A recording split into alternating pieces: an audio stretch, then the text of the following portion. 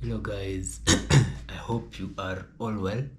So my name is Daniel Gitonga and welcome to my YouTube channel Tosh Expeditions. So basically today I wanted to I wanted you to come with me as we talk about basically what you should consider when you want to buy a new bicycle or a used bicycle. So I have a few pointers that you can think about if you are planning to buy a new bicycle.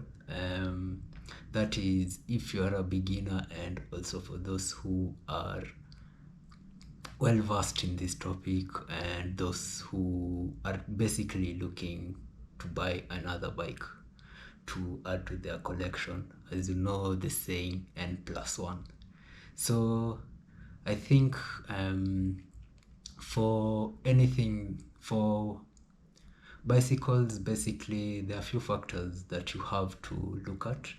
One of them being the type of activity that you want to participate in. I think this is especially important for someone who is planning to start riding anytime soon. So I think the type of activity that you want to participate in is a crucial thing that you have to consider. This is because the activities that you can do for cycling are a lot. So you can consider doing gravel cycling. You can consider doing road cycling. You can also consider doing mountain biking. Basically, for mountain biking, mostly involves trails and off-road riding, which is a bit technical as compared to the other two.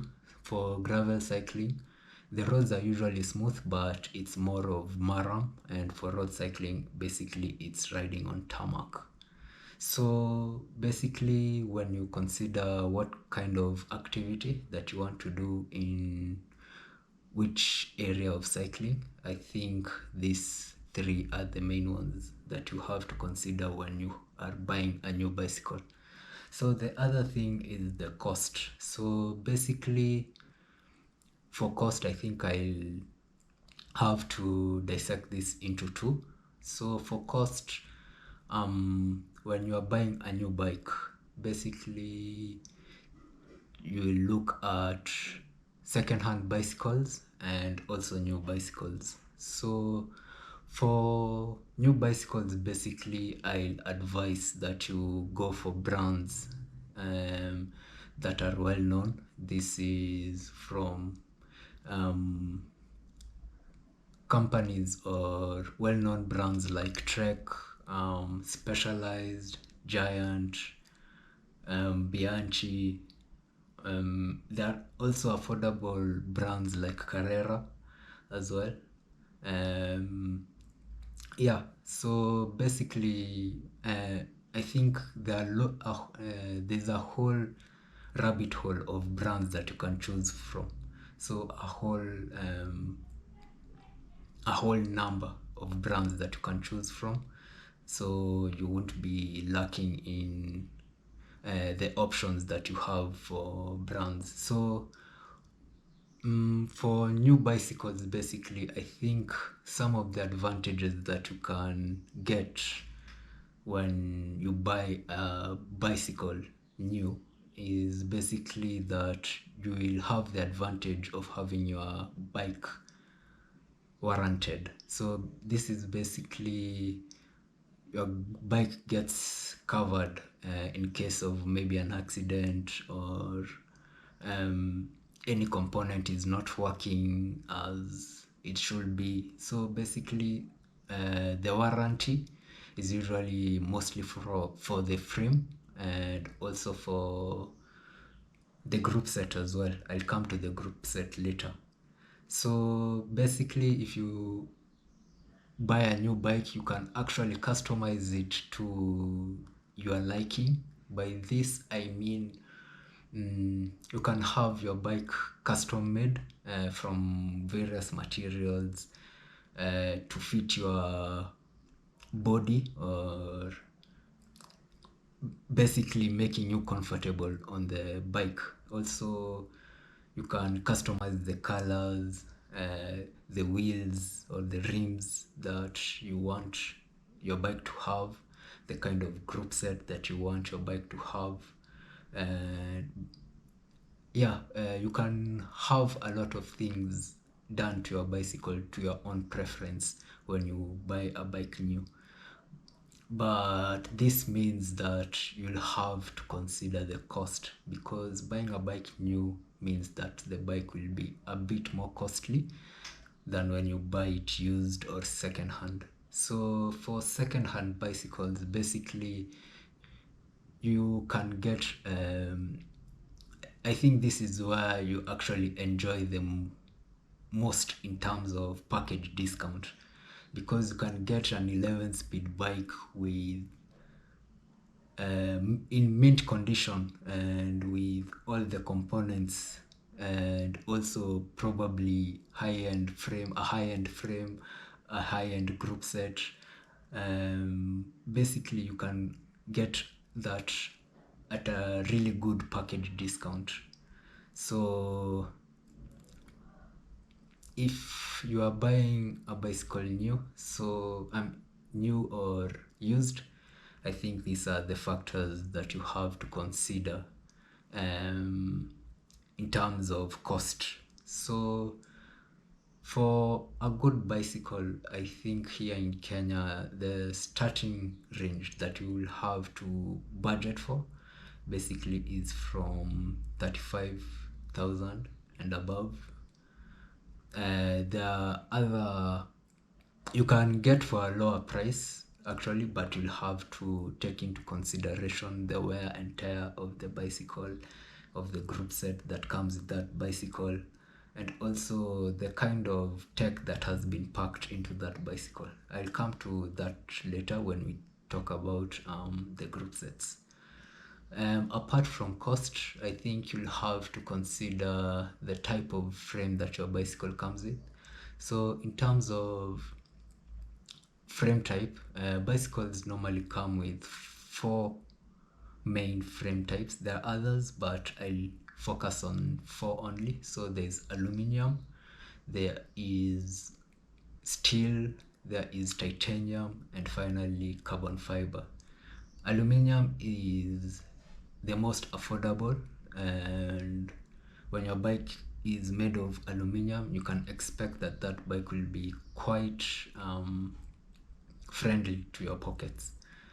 And though the riding dynamics of the bike might be a bit harsh, but also with the tech that has been in the market of late, you can companies have tend to build in compliance into almost all frame types. So you can find that even your aluminum bike is quite comfortable for you. Apart from aluminum, there is steel. So steel is usually quite heavier than aluminum because steel is quite dense as compared to aluminum. But for steel bikes, they have a character to them, meaning that they always have, if they are engineered well, they have built-in compliance, and they are usually comfortable, and it's like you have a rhythm built into your bike. Apart from steel, there's also titanium. Titanium and steel usually have the same characteristics in terms of compliance, but titanium is much more expensive. And finally you have carbon fiber. Now carbon fiber, basically these bikes are usually very light, and you can find that compliance and performance are built into the frame in quite different ways. So for performance, you can find that when you are pedaling, so since most of the forces usually are applied when you're pedaling, so those areas that experience those forces are usually strengthened and stiffened as well to get higher performance for your bicycle. And you can find that compliance or comfort is built into the handlebars of the bike as well as the seat post. So finally, I think we'll get into the group set. So group set, I think I'll give there are four or five things that you'll have to consider when choosing your bike. And group sets, basically the five things that you'll have to consider for that is the type of the group set, whether it's mechanical or electronic, the brand. There are three main brands that usually are well known in the bicycle industry. So this being Shimano, SRAM, and Campagnolo. There is also the number of sprockets. So by this I mean you'll hear the term whereby cyclists say that my bike is 8 speed, my bike is 9 speed, 10 speed. This basically means that the cyclist is referring to the number of sprockets that his or her bike has attached to his or her rear wheel. So apart from the number of sprockets that your bike has, you'll have to consider also the types of brakes. So in terms of the types of brakes, there are two types. So there's rim brake and disc brake. Each of them has their own advantages. And also the shift levels, so, or the shifting type. So in terms of shifting type, there are two types. So there's friction shifters, whereby you have to use the feel of the strain that you're putting on your bike through your legs so that you can be able to decide which gear is best for you. For the other type is known as indexed shifting. Basically, what this means is that your bike has how should I call it? So basically your bike has sections, or basically your gears are sort of predetermined. So basically, if for your shifter, if you press whether to go up or down your cassette or sprocket, so there is usually a certain distance that is determined by your shifter. So meaning that one press of that shift button or shift lever will move your rear derailleur a certain amount of distance.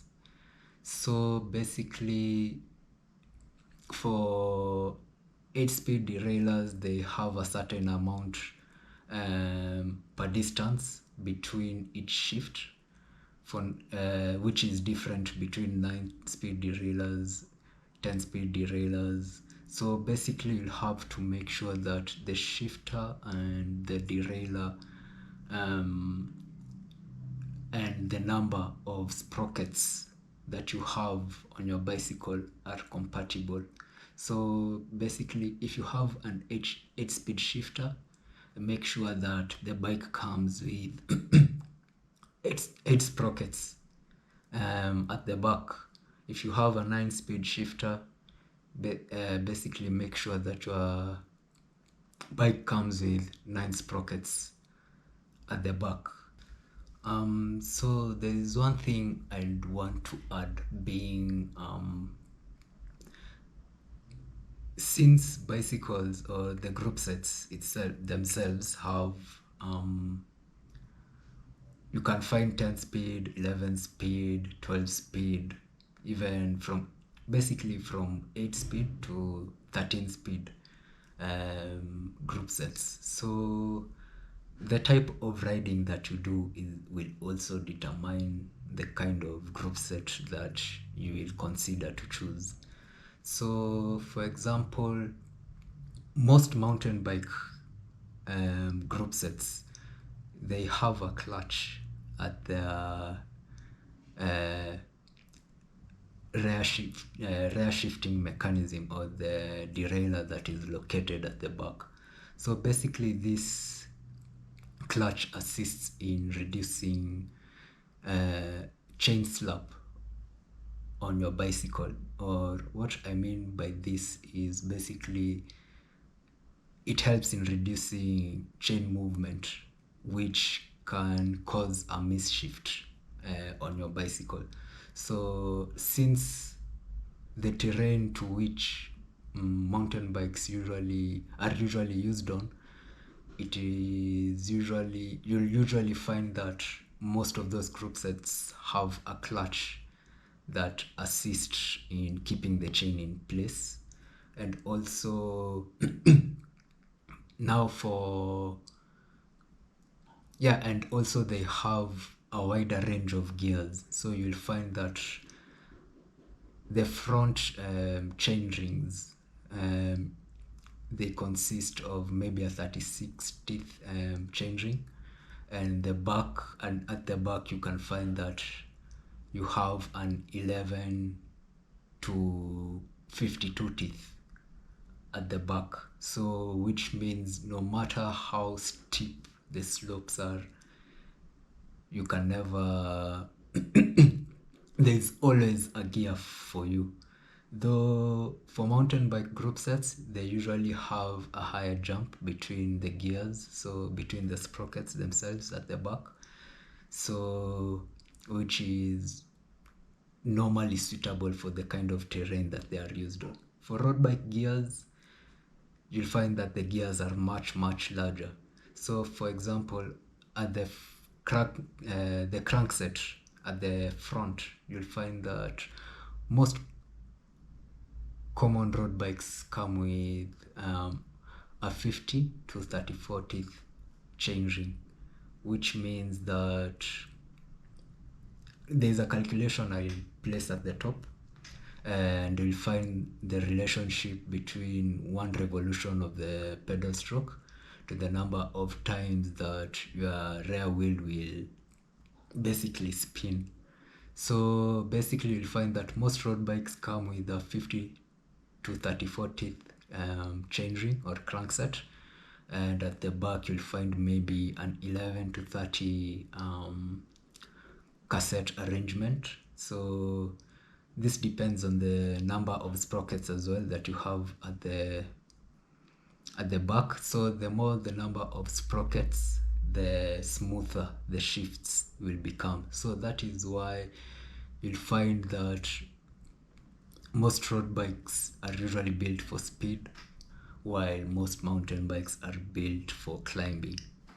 So yeah, so for the type of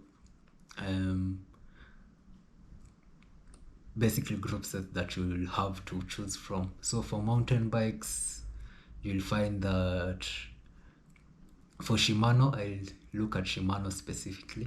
You'll find that you have Altus, which is an 8-speed, then Acera, Alivio, I think, which are 9-speed. Then there's Diore, there's a higher version of Diore, which reaches 12-speed. So the normal Diore is 10-speed. And now there's the SLX and the XTR, which are for Shimano, and I think both of them are 12-speed. And for mountain bikes, basically they come in disc brake format. It is hard to find a mountain bike that comes with rim brakes, but they're usually there. But disc brakes is usually quite safer, since the trails can be a bit technical, so you need quite good brakes. So for road cycling, there is Claris, which is 8-speed, Sora 9-speed, Tiagra 10-speed, 105, Altegra, and Dura Ace come in both 11 and 12-speed. as of the current update from Shimano. There's also similar brand options, or basically cassette options from SRAM and Campagnolo. So, but I won't get much into that, since they basically offer the same thing. It's just that maybe there's a bit of difference depending on the cassette configuration or the crankset configuration. So basically, if we look at the brakes, I think the brakes come in two types. So basically disc brakes and rim brakes. So disc brakes are slightly heavier than rim brakes, but they have a much better performance as compared to rim brakes in all weather conditions. And for the group sets that I had mentioned before, so this is 105, Altegra, and Derailleur. The 12-speed configuration is now only available in hydraulic disc brakes. Yeah, but you can get rim brake options from the 11-speed configurations. Yeah, so I think I have covered everything that you need to know about when you are planning to buy a new bicycle. But basically, to shorten this down, you'll have to consider the type of riding that you're doing, whether it's mountain bikes or trailblazing or road cycling. You'll have to consider the cost, whether you want to buy it new or you want to buy it used. There are packs that come with both. You'll have to consider the group set. So the main thing I'll advise here is to go for index shifting, since it's much more accurate as compared to friction shifting. You just shift and forget about it. And the number of sprockets you have at the back, it's something that you have to consider, but as you get more into cycling, you'll get to understand the more sprockets you have basically means that you'll have a much more smoother shifting. Yeah, and basically the higher the number of speeds that you have, the smoother the shifting, or the smoother the jumps will be from one sprocket to another, since the spinning cycle of your legs won't be interrupted as much. And also the type of group set that we'll go for, whether it's mechanical or electronic. Basically, for electronic shifting, they use electricity to shift your gears. For mechanical, they use a wire. And finally, the type of frame that you have, that you will consider. So each of them has their own packs. So I hope this video has helped you, and we'll do more of this to help you to understand what basically cycling entails. More videos on the racing scene in Kenya, more videos on what the culture, the cycling culture in Kenya, and also maybe what to look out for when you're riding your bike in open roads. I hope this video has been informative, and like, share, and subscribe. If there's anything you think I missed, you can put down at the comment section, and yeah, make it lively. Thank you.